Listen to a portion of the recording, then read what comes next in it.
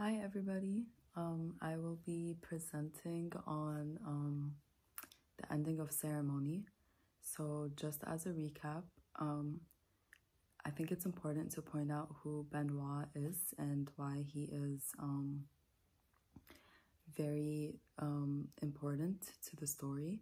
And that is because he is a medicine man, but the way that he works as a medicine man is to accommodate all the new forms of war, for example, that has been happening, just like what Teo went through. It is important to notice that what they went, like people who participated in World War II and white wars, they experience a type of witchery that hasn't been experienced by people before. So hence healing the consequences of that type of witchery needs new accommodation. And so Benoit tells Teo that he needs to look out for a star constellation. He needs to look out for the cattle. He needs to have an encounter with a woman, like a guide, a kind of like a spiritual guide. And that there's going to be a mountain involved in all of this stuff. And so Teo is, obviously desperate. He partakes this ceremony. Actually, to complete the ceremony, he needs to encounter all of these things that I just mentioned. And so on his quest on completing this ceremony that Benoit told him about, we notice that Teo is such a paranoid person. We don't know if this is because of the war fatigue or just because his natural state of mind, obviously with everything that he's going through, is making him feel extremely paranoid, like people are always going to be out to get him, hurt him, all of this stuff. And so he tries to always move in silence. I also really like how the novel plays on sunrise. And if you guys also noticed in Yomna's presentation last week, the color yellow is so symbolic. And so my interpretation of it, like, he moves in silence, but he moves comfortably in during the sunlight, because the sun, it gives brightness. It's like yellow. But you also feel like Teo is just like a lost puppy. Like he's been given rules, but it's like, okay, where do I find these rules? Basically, Teo is so aware of the destroyers of witchery. Like, he is so aware that there is this thing called witchery, and so he always has an eye out for everyone trying to play a role of that witchery. So as Teo is making his way on trying to see any star constellation, find the mountain, find the woman, he bumps into his friends. Again, we should talk about how alcohol is also a really big symbol in the story. And you kind of feel like it's a destroyer of witchery, because every time he is seen drinking, something goes bad, or just he is astrayed from his path on finding his ceremony or completing his ceremony. So when he found his friends Leroy and Harley, they are drinking again, as they always do. And so he wakes up from the hangover from the night when they were drinking and stuff, and he thinks to himself, okay, are these really my friends, or are they the people who are trying to distract me from completing my ceremony? Like Benoit told him there are going to be people or like things that are going to try to stop you from completing your ceremony. And so Teo was the smart, wise one, and he decided not to like go back to them or like hang out with them and just continue his journey on finishing his ceremony. So finally, Teo finds the star constellation, and this star constellation leads him to this mountain. Finally, it's like, yay, there are two things that are like ticked off on the list of me completing my ceremony. And so he goes to the mountain is called Mount Taylor, and there he gets an encounter with this lady, Tisse. I hope I'm pronouncing it right. Let's just pronounce it Tisse. So Tisse is a very symbolic woman. Perhaps she is the woman that Benoit said he was going to have a spiritual encounter with. And, you know, he eventually falls in love with her, basically. You can tell she's a sort of a medicine lady as well. And she obviously lives on the mountain, and she knows like where he could find the cattle that he's been told to find. And so Teo takes her advice and he goes on top of the mountain, and he does find the cattle. There's a problem though. The cattle is like being looked over by these white like rodeos, and Teo thinks, oh my god, like these white men probably stole the cattle, like they obviously don't belong to them. And he kind of decodes, and throughout the novel you kind of see Teo like decoding things that, like, the lie is what it is called. And for example, one of the big lies is, oh, the whites are so angelic, they don't steal, they have the money to buy whatever they want, so they don't resort to stealing. So that's like one of the decoded lies that Teo was able to like get over. And so his whole thing is, okay, I need to like deal with the cattle, but there are these two whites that are like looking over them. And so he waits, and then he is able to open like an opening to the fencing, and the cattle are able to be set free. But the problem was, when that happened, he fell off of his horse, and he damaged his head. And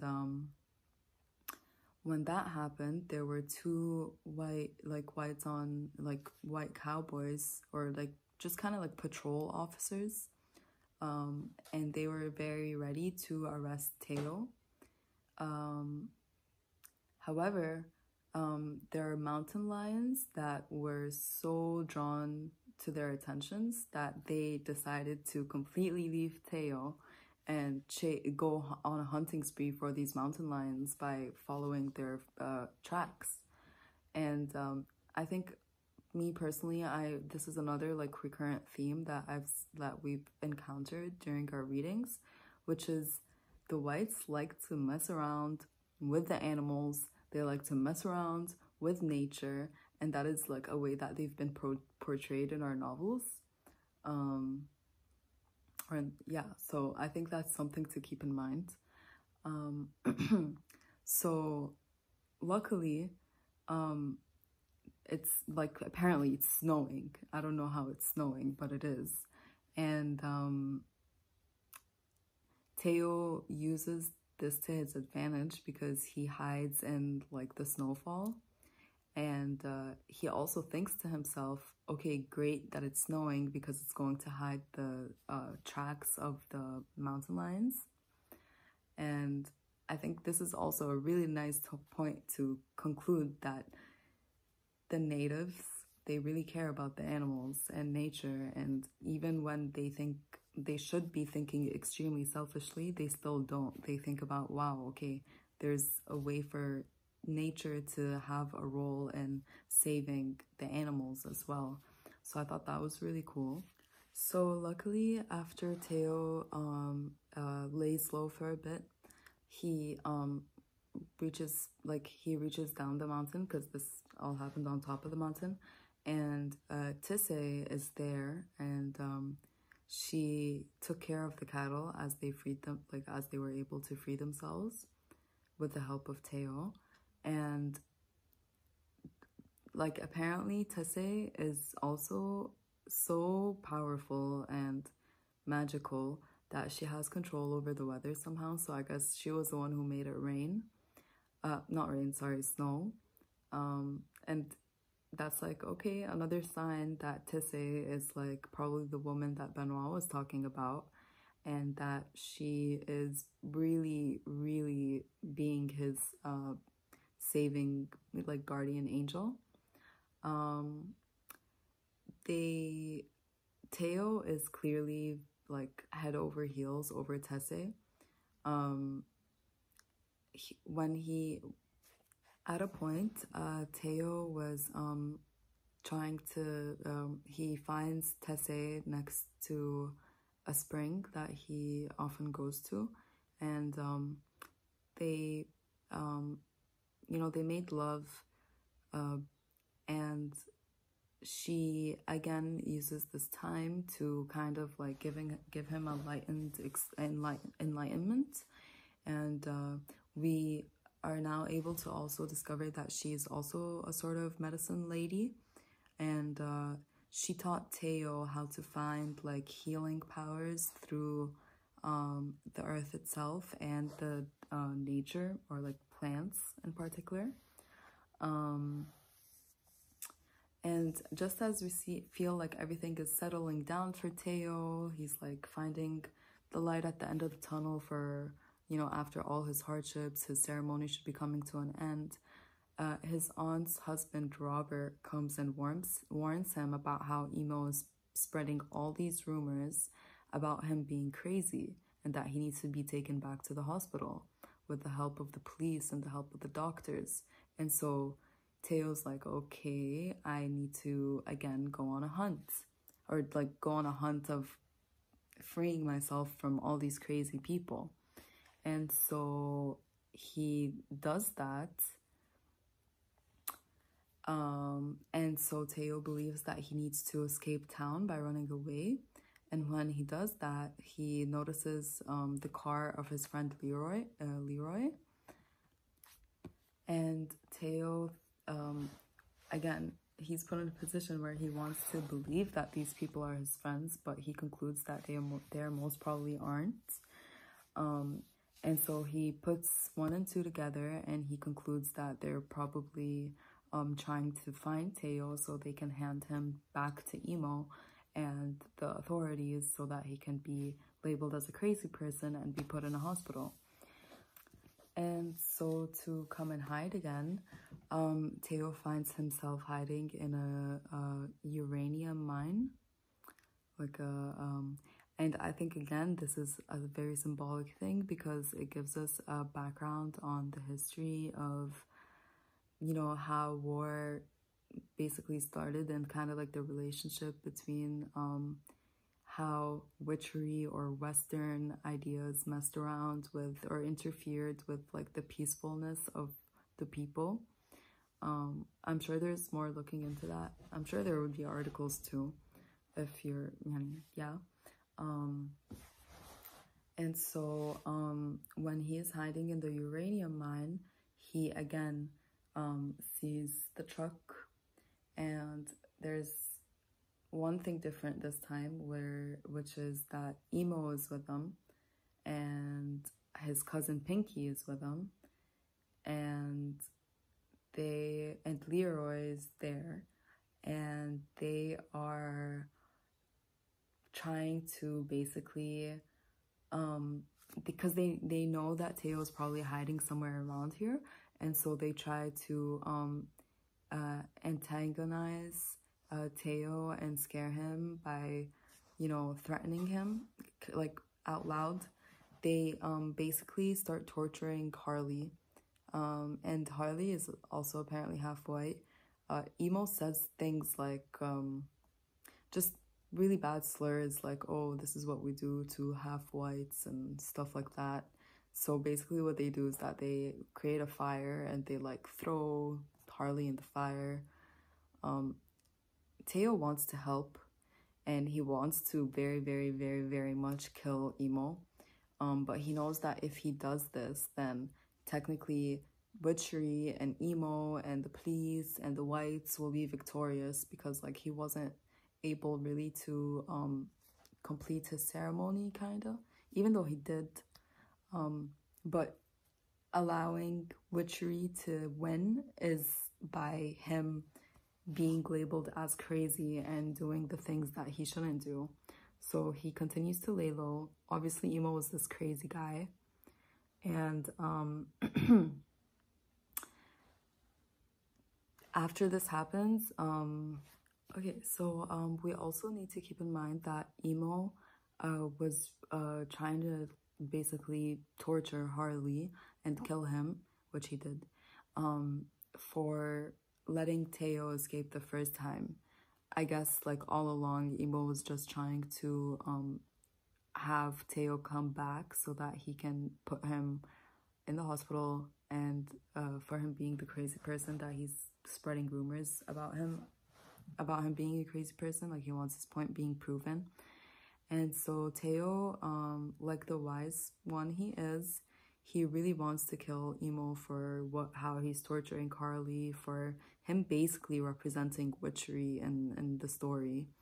And he knows though that if he does that, then Witchery will be the triumphant one, the victorious one, because this is not the whole point of his ceremony. The whole point of his ceremony is for him to overcome Witchery. And so by him laying low, he did. We should also keep in mind that when that torture was going on, they were torturing Carly. Emo was on the truck torturing Carly, and so was Leroy. And Pinky, who is Teo's cousin, is also with. So it's just a very weird dynamic. It kind of shows how Emo is kind of like in control of everything, or he is trying to control everything, kind of like how the whites are trying to control everything, kind of like how Witchery is trying to control everything. But so finally Teo is able, after this whole incident, he's able to return to his town. He tells them about what had happened, and they're extremely blessed and happy that Teo completed his ceremony, because now the plants are starting to grow again, the sun is shining brighter, the people are not starving anymore, the drought is technically over. So it really makes you think about, wow, okay, so Teo really had the control of, even though he pretty much ruined everything by wishing that the rain would stop so that people could heal, not people, his cousin. He also was able to make all of that, get fixed by him technically fixing himself. So I thought that was really nice. I also really enjoyed how the last pages included like poems that emphasized how nature plays a role in all of this. So if things are good, it will show in nature. And especially with the last poem, I really liked how they talked about how right now Witchery is over, but will Witchery come back, and with that being said, I like how the people really were happy with Teo having his encounter with Tessé, and how he was again able to bring everything back to life. So yeah, that's how the novel ended. I thank you guys for listening, and I will be posting our discussion questions in a different post. So thanks for listening, and I hope our discussion goes well.